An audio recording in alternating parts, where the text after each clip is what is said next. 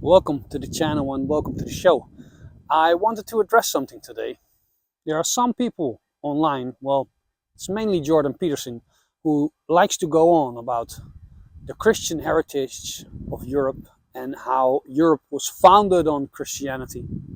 And although I like Jordan Peterson, I mean, he's an elderly man who wears nice suits, who talks about Jungian archetypes, and I have a soft spot for that.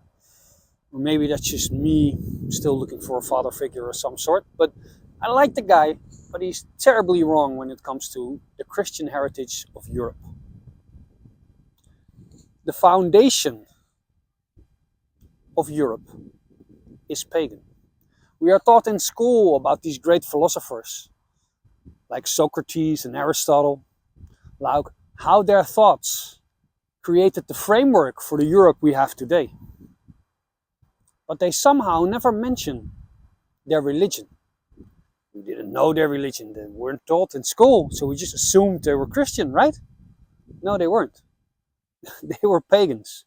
They were proud pagans. There are many quotes of them talking about their service to the gods themselves. So the people who laid out the very foundation that we still have today were pagan.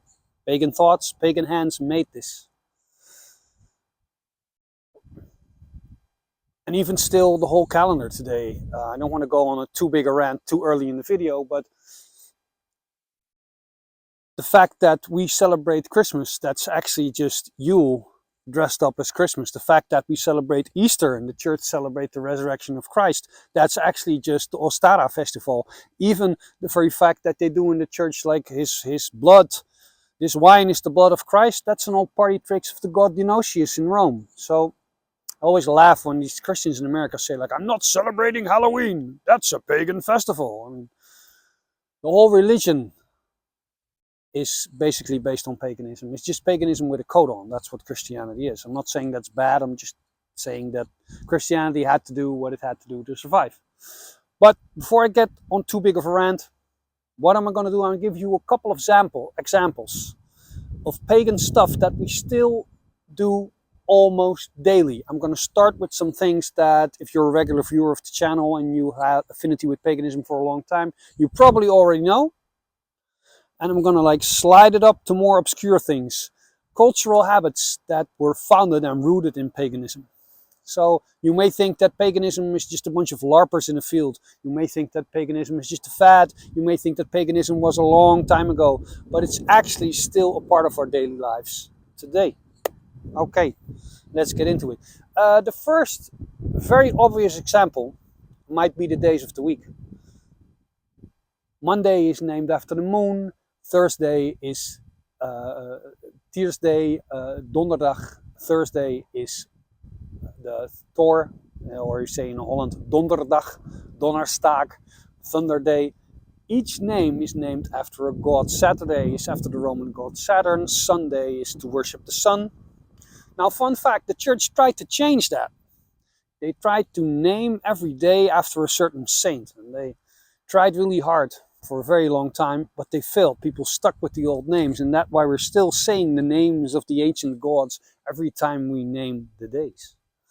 This is actually true on a broader sense, like there are actually some months who are names after pagan gods, like the month of June is actually named after the goddess of the heavens, Juno. Fun fact, my second son, we named him after the goddess of the heavens. So his name is Juno. So it's in our vocabulary. Other things that we still do to this day, I mean, we have this habit like when we say something, we want to knock on wood. There's no wood here, but that's actually something that came from pagan times. Pagans believed that the whole world was alive. They had an animistic worldview, so everything had an energy and everything had a soul. And whenever they were afraid that something could go wrong, they had like the wooden houses and the wooden furniture. What they did is they knocked on the wood. I know this isn't wood, but they knocked on the wood to awaken the spirit that was still in that wood from the tree. So the spirit of the tree might help them offset the bad luck that might be coming their way. Another crazy habit probably do it yourself too. When you're hoping for something, you go, fingers crossed.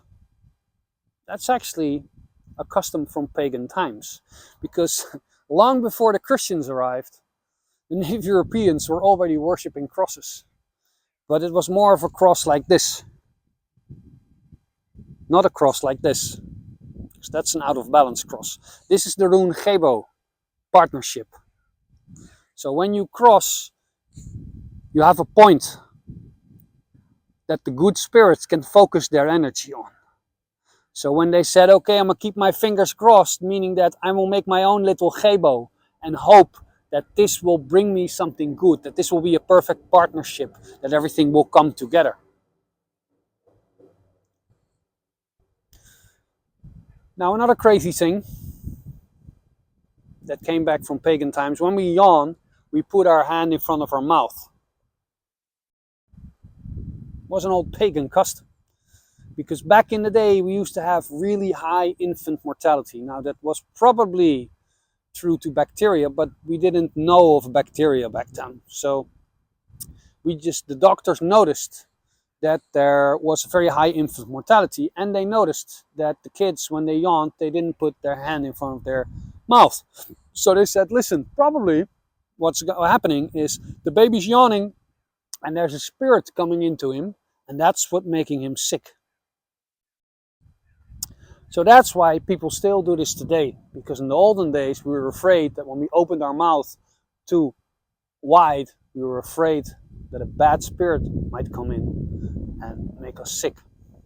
I think that's a good custom, especially for some people. Like, some people shouldn't open their mouth too much or too wide. Okay, these are just some practical examples of how paganism influences our culture still to this day.